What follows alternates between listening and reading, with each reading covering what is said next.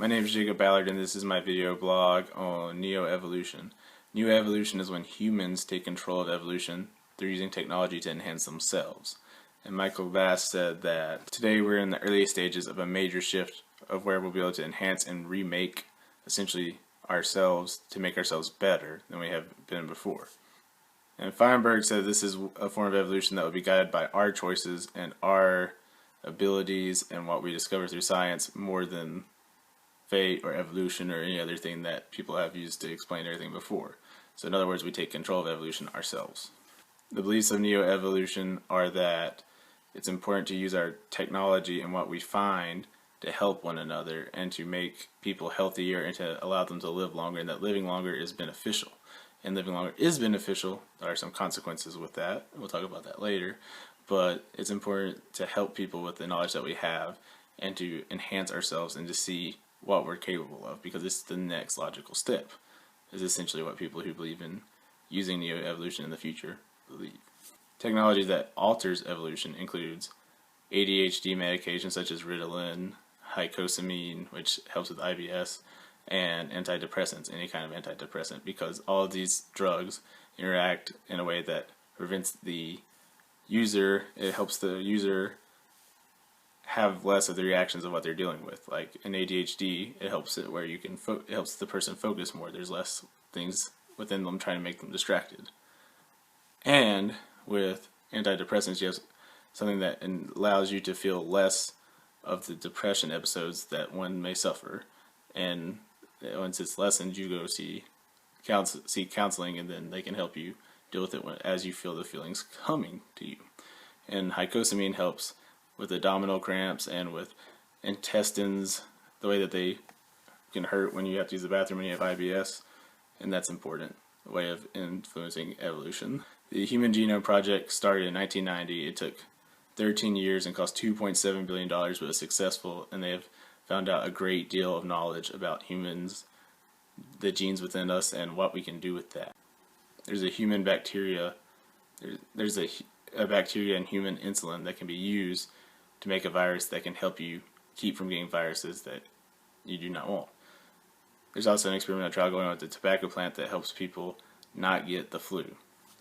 Potential benefits of neo-evolution include the fact that our life expectancies have already doubled since the 40s. In the 40s, life expectancies were closer to 40, whereas now they're in the 80s. And you can choose the sex of your child, which is something you can't do through traditional means. When you usually conceive a child, usually it's up to genetics, whether it's a boy or a girl, but in this instance you can control that. You can also influence whether or not they get certain diseases based on genetic factors. You can make it where they can not get certain diseases such as Alzheimer's, cancer, etc. At least that's what neo-evolutionists believe they'll be able to do. We have successfully cloned living organisms, which is in of itself amazing. The fact that you can clone a living organism that's so complex means that we have learned a great deal about them. We're experimenting with robotic implants and how to use them in surgeries and how to make them better, integrate into how we use them so that people can integrate them seamlessly into their daily lives when they need them. And within the next 50 years, we'll begin manipulating the things that we know about genes and genes themselves to make ourselves better mentally and physically than we have been before. Another benefit is that our children would acquire these abilities from the parents of those who have these abilities, enhance themselves. The children will acquire it, and that's the point at which Feinberg claims that we'll have achieved neo-evolution.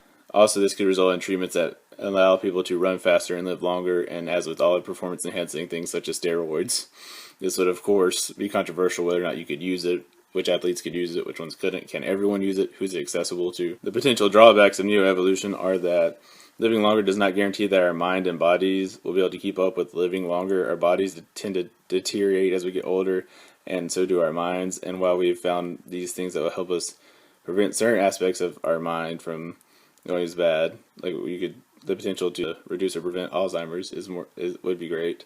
But at the same time, there's no guarantee that you can make sure that someone's body will stay good enough and their mind will stay good enough and working effectively enough for them to have a great quality of life. And that's one of the main issues with this topic, is the quality of life.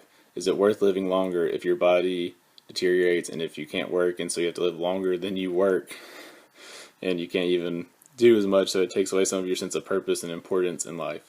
And the median age of our society would be between 60s, would be in the 60s, 70, 80 range. And there's nothing wrong with society being older except for the fact as a principle, but the problem is with that is that you have less people who can work and you have a lot more responsibility on them, but you don't have enough young people to balance it out of people working and reproducing all the time to keep everything going continuously forward, and it will slow down change with political and environmental and so on and so forth, because as people get more set in their ways as they get older, social change will be more difficult to achieve. Moral and ethical implications of neo-evolution involve mainly, as I said, the quality of life is one of the main ones. Is it moral or ethical to extend someone's life beyond the point where they are living the way they want to? Many people have do not resuscitate orders because once their body is in a vegetative state, they don't want to come back. Other people would want to come back and hope that something happens where they can still live a great quality of life, but as we enhance ourselves more, it raises the issue of what will happen to us as we age, and our relationship to aging and death will change because people see death differently, because some people even believe that they are going to be able to make it where death is more like a disease that we can prevent. Whether or not that happens would change a lot, obviously.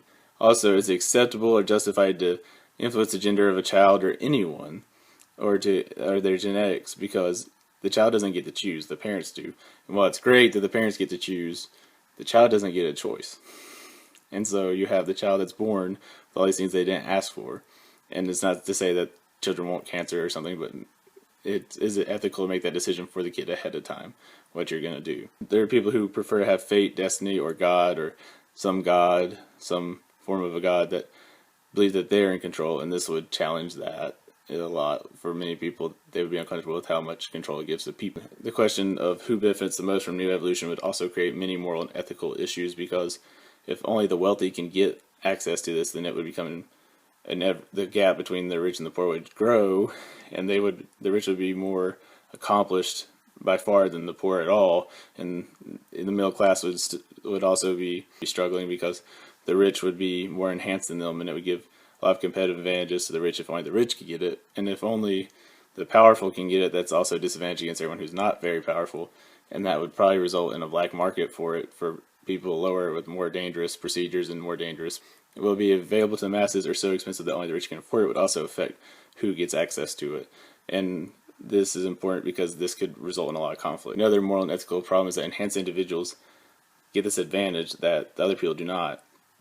And whenever that happens, people abuse it. Those students who enhance their abilities by taking ADHD medication so that they can be a better student, stay competitive in a very competitive student body. And when people take advantage of stuff like that, if they take advantage of stuff like this, it could be pretty dangerous.